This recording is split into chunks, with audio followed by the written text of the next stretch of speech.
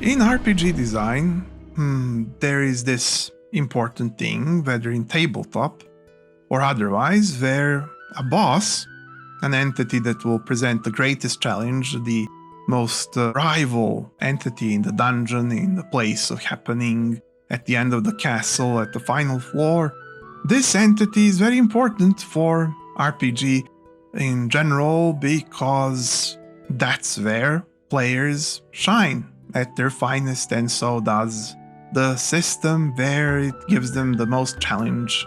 Escalation reaches its peak, and dramatization of combat reaches its finest. And therefore, there are many tricks to enhance our bosses, but one of them that I'll be explaining today is to have a pre-boss stage.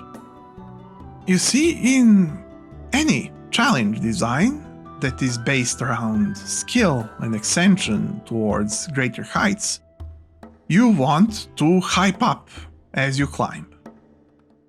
And what better to hype up a boss than putting a pre-boss stage that is a bossless, boss-like almost encounter, where things are hard, things are challenging, things are accentuating that the boss is next.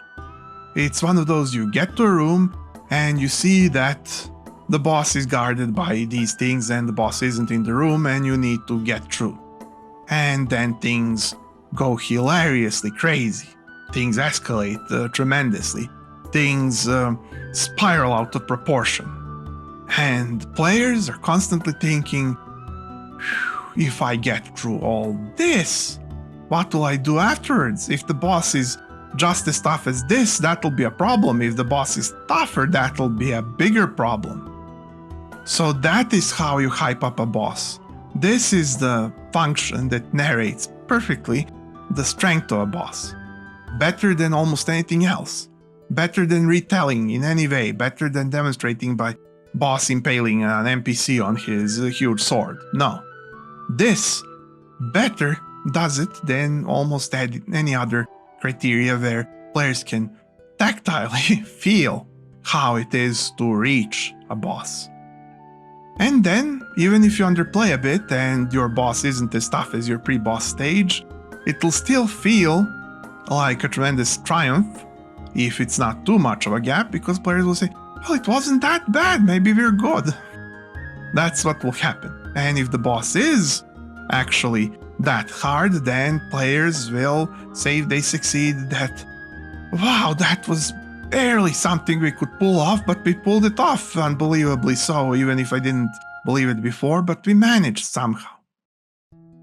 Because you see, it's easier to control post-stage fallout, shall we say, from the damage from the consequences of the previous stage into the boss stage. It's easier to count for that, it's easier to balance between two different mechanisms than try to pile all that in one place around the boss and hope it goes well. Because there might not be time, there might not be ability to process all that, and once it's processed, well, then the boss is processed and already lying on the floor is processed and beaten up as the boss is. So, therefore, if we split it up like this, and mind you, this doesn't preclude you from having complex traps and henchmen and whatnot with the boss. I'm just saying that if you have a pre-boss stage before that all happens, then you have all these benefits. And the players will get the feeling for that more legendary journey that they undertook to get there in the first place. It's much more something they will feel and remember than if they just get there suddenly and then what happens and they're done. That can have its own value when it's more for the shock and you have meticulously prepared, but it's much easier to have a pre-boss stage wherever you are able to have that logically. Because sometimes you want some weaker bosses to further accentuate your role than the other bosses that do actually have pre-boss stage, or even several. Because sometimes it's almost a bossless boss rush until you get to the boss. So several pre-boss stages is a possibility. Yeah, well, that's That's my advice. So, adventurer, if you thought this was useful or unique, maybe you can spare me a click and I could see you here next, or even perhaps every week, because every week I have more such things for you. I make them myself.